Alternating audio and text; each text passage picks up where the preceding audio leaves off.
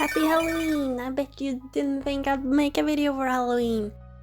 I didn't think I'd make a video for Halloween this year because I didn't have enough time, but I made it anyway. So sometimes people ask me, if you could make a new Pokemon type, what would it be? And I have finally found my answer. I would make a Halloween type. Isn't that just Ghost type 2.0? No? Yeah, kinda, but Ghost is one of my two favorite types, so I have no problem with having another ghostly type added. We could have 18 ghost types and I'd still be happy to play Pokemon. But anyway, today we're turning all starter Pokemon from Gen 1 to 8, because those are all the ones that exist at this point in time, into Halloween types. And by we, I mean just me, like always. I'm the one who draws everything. Anyway, we're going in generational order, meaning we're starting with a classic Kanto trio. And okay, I know you've seen it 5 million times before, but the pumpkin Bulbasaur is just a match made in heaven. Or hell maybe, because that's more Halloweeny. It just makes so much sense that I had to do it. And Charmander is a pale white ghost with a haunted flame at the tip of its tail. And Little Squirtle now has a sweet bone shell. So here's the full Kanto trio. I don't know if you can actually tell, but there is a jack-o'-lantern face on Bulbasaur's pumpkin. I think it looks really cool for Squirtle to have sort of red tones. It's just so different from the usual blue water type tones. Red just looks really nice on Squirtle. And of course the purple flame on Charmander's tail is inspired by Litwick. And moving on to Gen 2 in the Johto region. And first we have Chikorita, who is a witch, a thorny little witch.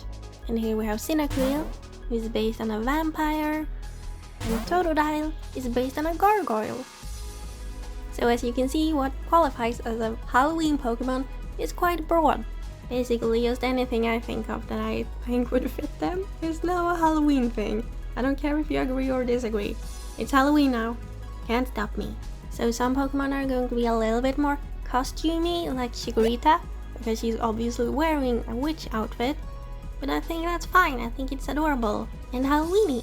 And some Pokemon, like Sinnoh, for example, is going to be similar to its original form, but a little bit more Halloweeny, creepy. And the little wings are of course a nod to the fact that vampires can turn into bats. And Totodile being a gargoyle, I think is really cute because crocodiles and alligators have been kind of unchanged for a really long time. So to me it kind of makes sense that they're like made of stone, because they also lost for a very long time. Okay, let's move on to the third generation and Hoenn. First we have Trico, who is based originally on a scarecrow, but also a little bit on those old-fashioned executions. And Torchic is a little pumpkin because I thought that orange color was just too pumpkin-like for me not to use it.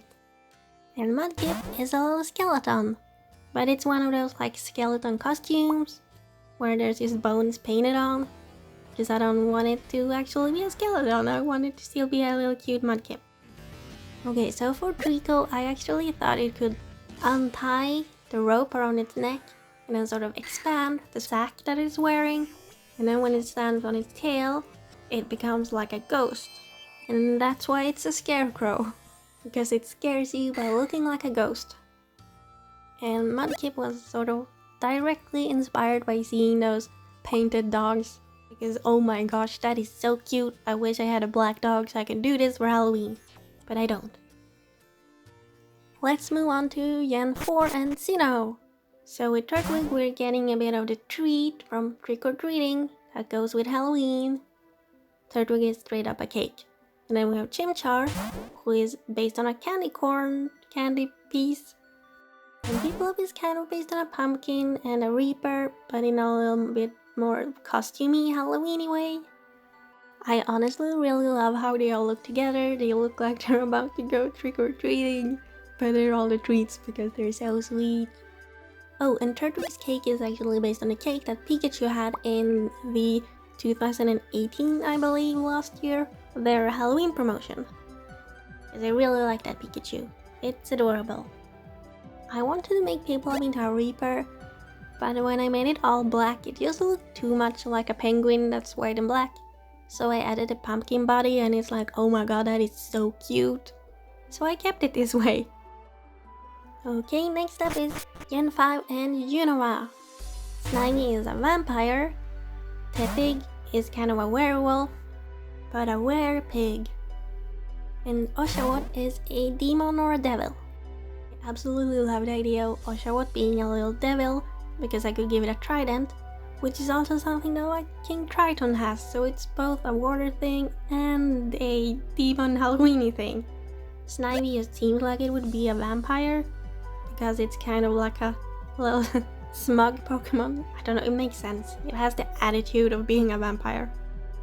And there's something funny about an animal that isn't like a predator being a werewolf. I think they all turned out pretty great.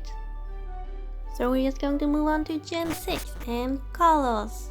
So first out is Chespin, and Chespin is a pumpkin dressed trick-or-treater basically. I think it suits Chespin's kind of goofy nature. And then we have Fennekin, who is a witch. And Froakie is a ghost. Ooh, scary. So Fennekin is kind of a high-class magician who's using like magic crystals and stuff. And I switched to red color so it looks more like a regular fox, and by regular I mean the ones that are around here, so they're regular to me. Maybe not to where you live, but they are regular here. So since Froakie is going to turn into a ninja, I thought it would be really useful for it to be just invisible and to be able to go through walls and be really sneaky, so like a ghost just really makes sense for Froakie. Okay, Gen 7, Alola. First we have Rowlet, who is based on a vampire, and Litten, who is just like a witchy black cat, and Popplio is a werewolf. And the reason for that is actually because sea lions are usually called sort of puppies of the sea, and they're like sea dogs. So I thought, why not make it a sea werewolf? And you might think Litten is really basic, but I actually really love it. I would love to have just a black cat Pokemon. That would be so great. And Rowlet is just so cute with his little vampire costume. It doesn't even have the fangs, I don't know. It's just adorable. I love Rowlet. Over to the region that is currently not even released, Gen 8 and Galar.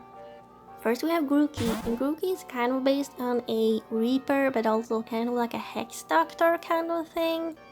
And then we have Scorbunny, who is a little skull bunny. And Sobble is a bat. Straight up a bat, not even a vampire, just a bat. Because I think they're Halloweeny and cute and I love them. And Scorbunny is also kind of based on like a praline. Because I think I just really want a brown Scorbunny that's like a chocolate bunny. And a thing about Grookey is that I imagine it being kind of like Mimikyu and that you can never see its eyes. It's just always dark under its hood and you just can never see them. And if you do, you probably die of some weird magic.